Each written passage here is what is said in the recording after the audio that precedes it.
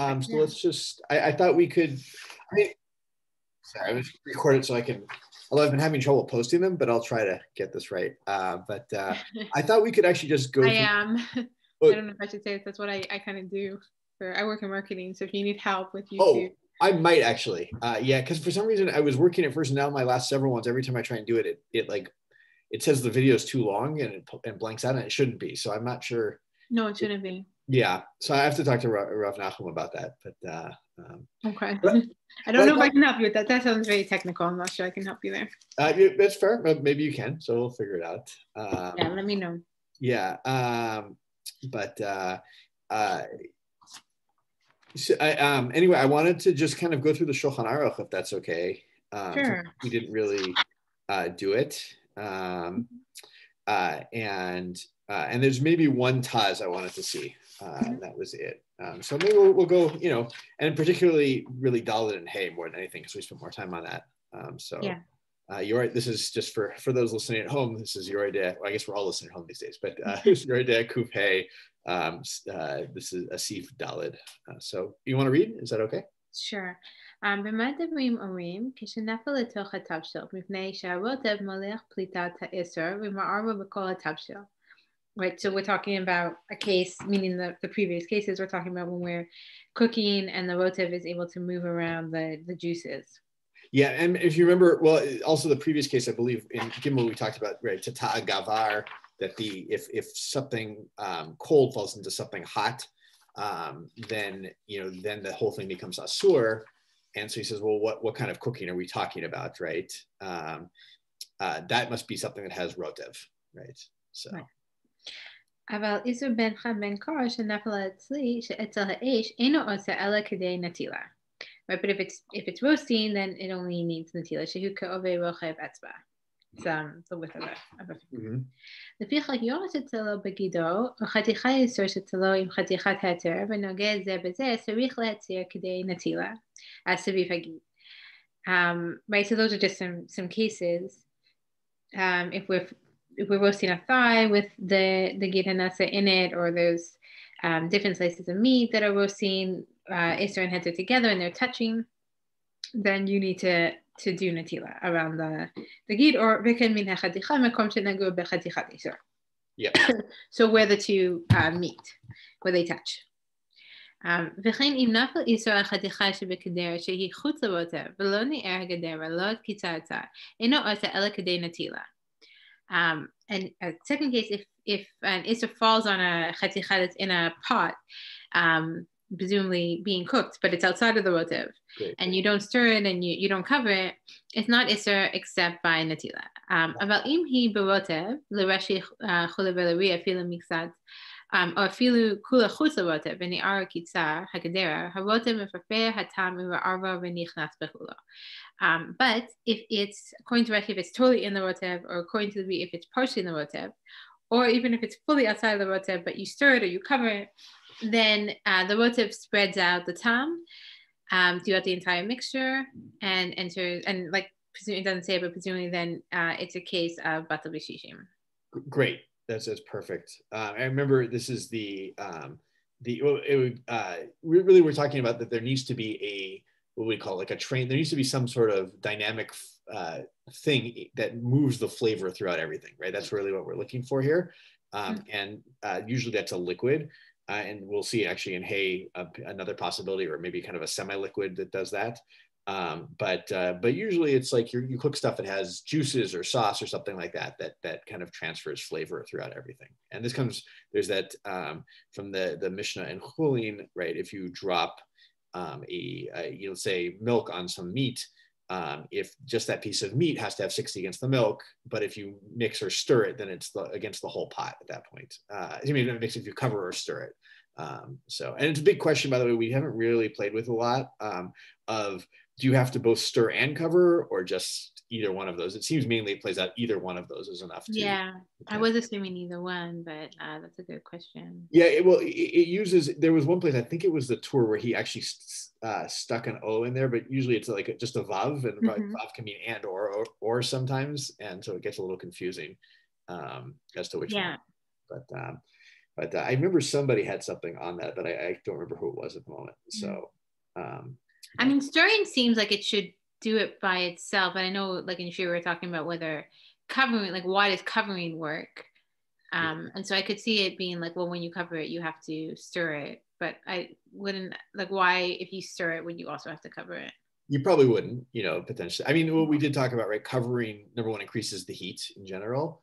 That's just a basic physics thing for the ideal gas law for people who know that. Right? Nothing escapes. But also covering, right? You just have increased steam that's kind of circulating in there, and that may be enough. There's a whole question about, which we'll get to later, about steam, ze'ah, and recha, and how those are, effective or not effective. But good. And there are a lot of questions, right? Some people are actually more, we saw different opinions, more machmir about this, some are more makil.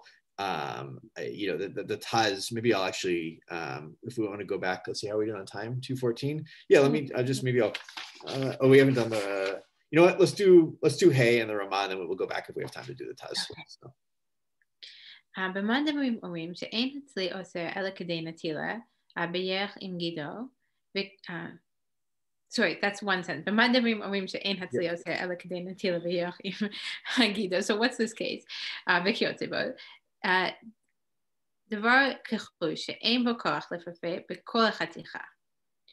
We're talking about a lean meat that doesn't have the ability to spread exactly throughout the chaticha. Sorry, go for it. Yeah, I'm just wondering. I didn't think about this before, but this case, it's saying, what case are we talking about? They're talking about the roasted. They're making a further sort of limitation on the roasted thigh specifically. Like this case of a roasted thigh that's out of the rotev, so the rotev's not spreading stuff around. Or would we say, is this even for a thigh that's being cooked because the ghee is so deep inside the meat? No, I think we're saying this is for any of those cases of roasting that we had, where we said, usually if you have something that's bishul, right, that what's bishul, that's something that has cooked with liquid. If there's no liquid, then it takes only, it's only kedei netila, that the penetration of the iser. But that limitation that it only penetrates kedei netila, that's only in a case where it's kahush, right? This is lean meat, or lean. It could be even the fat is lean. It's not so clear, but it's something about it is lean. But the moment it becomes, when it's fatty meat, then you need 60 against it and we didn't see like we actually saw one. I think it was the. Who was it? It was the Ra'ah, right? The Ra'ah actually thought that even if fatty meat doesn't, even 60 may not work, right? Because you could get like concentrations of fat we kind of don't know where the fat is. You can imagine the chelev congregating somewhere. But generally we say that then we go back to the rule of 60, right? That was, I believe, the Rashba, and also the Rambam, although he had a kind of different formulation of it. So it's almost as if, maybe I'll say this, and if the meat becomes fatty, it's like, well, there's no liquid outside, but there's kind of liquid inside in some ways. And so it becomes like a case of bishul, even though it's sali. So in a case of where you're cooking a lean thigh, do we say the rotev permeates through the entire yoreh? Yeah. Okay. Yeah. That's what it just made me think about. Yeah. Okay. Okay. Thank you. אבל גדי שמן שצלו בחבו, ואם אין לכל הגדי שישים כנגד כל החלב, שבו אסור לאכול, אפילו מראש עצמו, שכיוון שהוא שמן מפפה בכולו, right? So like you were saying, if it's fatty, then the fat spreads through everything and you can't eat it at all. Right, as we saw that in the Gemara, trying to solve a contradiction between two different pieces. Even if it's fatty meat, even up till the corner of the ozen, right, even to the ear, it makes its way. So. אבל אם הוא כחוש, אף על פי שאין בו שישים כנגד כל החלב, שבו אינו עושה אלא כדי נטילה. So that sounds repetitive to me, but am I missing something? It's just saying again, if it's lean, even if there's not 60, you just need natila. Yeah, he's just trying to clarify because I think the different positions, some of them would say fatty meat, right? For lean meat, you need 60, but for fatty meat, you need, there's no fix essentially, right? That's it. Right. He's fine. No, the position is for fatty meat, you need 60. For unfatty meat, you just need kedei netilah. This is a Sali case. Right. Oh, it is new, right? He's saying even if it's less than 60. Right. This is that idea that even if it's less than 1 in 60, it doesn't spread out anyway. So you just need netilah. Exactly. Yeah. ואפילו חתיכה העשר כחושה וחתיכה התר שנציג עם השמינה העשר מפרפה בכולו וכל דבר שיש לו פרפור שנפל למקום ידוע מחתיכה בצלי אף על פי שיש בחתיכה 60 לבטל העשר. Sorry, I don't think I'm punctuating this right. You need the last 3 words. צריך נטילה. צריך נטילת מקום. Yeah. צריך נטילת מקום. Yeah. Okay. Sorry. Right, and even if you have a lean, even the a certain piece of meat is lean, and the header one is the one that has the fat. The isser still spreads out throughout the entire thing, so almost like the fat from the header one goes into the lean one and then pulls out the isser, and it becomes the conduit for both. Exactly. Yeah. And there's different versions of why this is. One was actually goes back to recha, that there's like some way that the smell or the gaseous part of it kind of fattens up the non, or maybe it's that it forms a conduit, whatever the reason is, right? It's more obvious that if you have an isser that's fatty and you touch it to a lean heter, that the fatty isser will penetrate, right? And the heter. Here it's saying exactly what you said, right? Even if the heter is the fatty one and the isser is the lean one, nonetheless, it makes the isser into a fatty piece, essentially, in some way, right? Or it becomes a way of transferring flavor still. Uh-huh. Right, and so anything that kind of has this property of spreading out, right? Mm-hmm. That falls onto a chaticha, and we saying we know where it falls. That's rosin. Even if there's batal b'shishim, you still need to do netilah at that place. Great, yeah, that's really interesting. That's interesting. One second, but that's true for anyways. That's what we're saying anyways with the fatty. Fatty meat still can still be batal b'shishim, right? That's this is where we're starting to see localized, right? We said that if it's a fatty piece, it could be batal b'shishim, but even though it's batal b'shishim, right, there's kind of localized flavor transfer into that makom, right? Netilat makom, like a finger's breadth. And in fact, I think, right, the Taz, as he said, the Taz, we can look at him just really Yud Aleph in the Taz. He says, Sarich netilat makom, shebe oto makom nechshava isur tfei, ki iluhu ba'ayin, v'nomad. Where are you in the Taz? This is in Yud Aleph in the Taz. Yud Aleph, okay. Yeah, he learns it from Pesach, but he says that place, right, it's as if like, there's Isser Ba'ayin in that one little place, right? Because they touched and it was fatty Isser. And even though you had 60 to 1, you might have some localized. I'm adding the localized piece. I kind of feel in some ways the Beit Yosef is doing a dance, right? He's like trying to kind of work all the different shitot in. He has to make a decision. But like, I think in some ways this is the Ra'ah still kind of hanging out for us, right? It's like, even if there's 60 to 1, right? For fatty pieces, there could be some places where it congregates. And here's saying, at least in that, first netilat makom layer of the thing, and not to confuse that with klipa, but in netilat makom, that might be a problem. So, okay. But, interesting. But all right, but the Haggah. So this is. Yes. You okay reading this much? This is. You feel like reading? I don't mind. I'm happy to. Yeah, I'll do some. Yeah. All right, Haggah. He says, all right, so the Rama says, V'chol mevushal belo rotev, o afue dino ketzali, bechol davar, right? He says, like, right, he defines, right, as long as there's no rotev, there's no liquid or sauce or whatever, or it's just baked, that has the din of sali, which we just covered, how much, how we can be mevatel. B'yeshorim, de'ein anu bekim eze mikre kachush o shamen. right? But there are those people who say we actually have no expertise in determining what's a kahush piece of meat or a shaman piece of meat. And therefore we should say it's asur until there's a 60-1, no matter what, right? Even when we're roasting things, if two pieces of roasted meat touch each other, one is asur. Even if we have if we don't have a 60-1 ratio, we assume that one of them is shaman. Okay, because we don't have expertise in that. And even if there is 60, we still need to take that finger's breath. And that's our custom. V'davka be'isur chalav or sha'ar isur d'shayach bo. Actually, it should be chalev, or shar isur d'shayach bo shamnunit, right? But and that's for things that actually have fat, though. Aval be'isur d'lo shayach bo shamnunit. But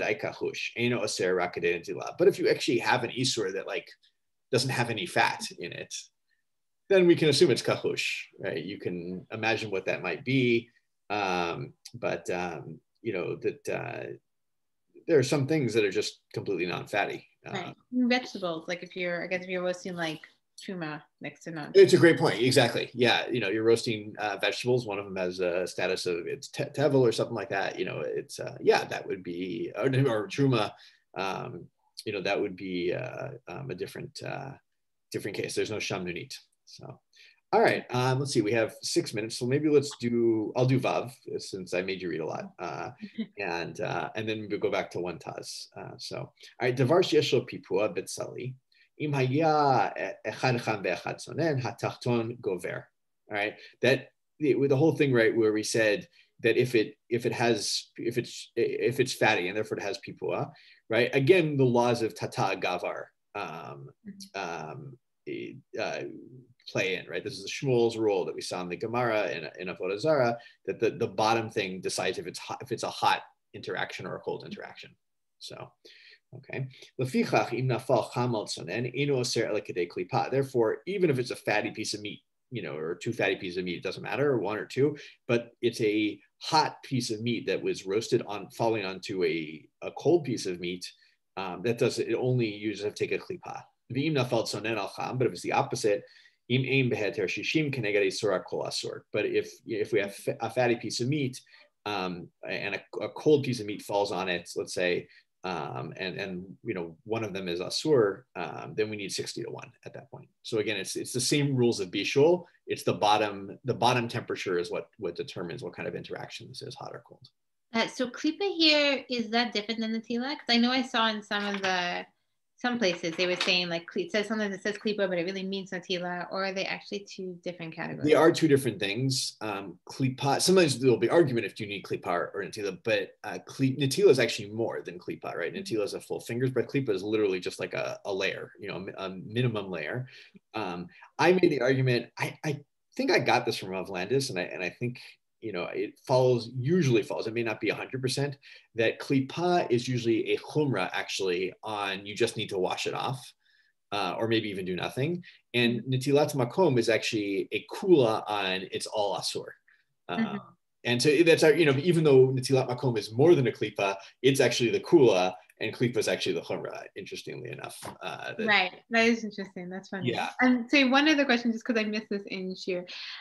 Is there some day we said for why the bottom one, like obviously with heat, I understand that like heat rises, but if it's cold and hot on top, was there a theory for that? Yeah. So, I'll give you the very formalist reading of it first, which is that even though normally it's a debate between Rav and Shmuel, even though Rav and Shmuel, usually Rav gets the halacha in Bet Isurei. Shmuel has a two brightot, I think it is, that support him, and that's what it comes down to. I actually think if you think about cooking, right, you put something cold into something hot, right? It could be a hot pan, it could be hot oil, it could be hot. That actually is the process of cooking, and there are exceptions. There are some cases where you pour hot water on something to cook it, but most cooking happens where the hot is on the bottom and the cold goes on the top. Right. That's my guess as to why. Yeah, I think the surprising one is the idea that it's the cold. Like it's surprising to me that it doesn't just go with the hot, because like what you were saying, like you sometimes cook by pouring hot on something. It's still the hot that is changing the state of the cold. So it's just like I was trying to figure out why the cold would have that power. We didn't do this. There is, I can't remember who it is right now. I apologize. There's a Rishon who, and I think it's like a major Rishon, who makes the claim that that whole Tata Gavar only operates when, let's put it this way, if the Ilah, the upper thing, like completely dominates over the lower thing, we can't say Tata Gavar anymore, right? That's like at some point, you can imagine if you have like a tiny bit of, of oil on the bottom that's hot, and you drop a cold piece of ham upon it, and then you pour a huge amount of non-kosher soup onto it. You can't say that's a cold interaction, like at some point, of hot, maybe not hot, you have cold. What are we talking about? I mean, if it needed Natila, like that situation anyways would be a problem because it's not batal b'shishim and you can't really do Natila. Yeah, you're right. So you'd have to be something you take. So yeah, it would have to be like a huge steak on a little bit of cold oil, like a really hot steak on some cold oil. Don't tell me that the oil, is kedei natila, even or maybe like a huge hot steak on a tiny piece of small meat. You don't tell me just wash it. Just do klipa or wash it off or whatever. It's like, come on. At some point, there is just so much more mass. That it's a problem. I have to look. I have to remember who says that, but it isn't kind of an important opinion. Yeah. I wish we've seen this a couple of times where a lot of our rules are like there's become some point of reality of, well, there's so much of the Isser that we can't make a claim that the Kula works there anymore. So, yeah. But anyway, and then we saw that actually with Noten Tam Leaf Gum, I believe, right? That the whole question of like how pagum does that to, if it's pogem the thing, but it's not itself pagum, right? And there's a lot of Isser, right? You can't claim that anymore. So right, which is always such a funny one, right? Because it was sort of like I found that logic so funny because it's like if you would benefit from it because there's so much more food, and now you really want to eat it, you can't eat it. Right, so it ends up being like circular. Yeah, it does. Yes, that's the there is. I need to look back. The Dor Revi'i who writes that Perush on Hulin, it's a Perush on Hulin, and maybe I'll end with this. He makes a claim at one point. I think it's in his intro that the whole reason Chazal didn't forbid eating things that are disgusting or bad and stuff like that is because no one's going to do it. And therefore, if you do it, it's actually a problem. But I wanted to see if I needed to look what he says on Tam Pagum and if he makes that same claim there or not. So it's interesting. I wonder if that's like a chesed gavra thing. Like if you do it, then like the thing's on you, but the meat itself maybe is still. Exactly. Yeah. That's fascinating. I'm sorry we didn't get to the I think you wanted to do a shot. It's okay. It's a good but yeah, I do have to go. Yeah. All right. Have a great day. Thanks.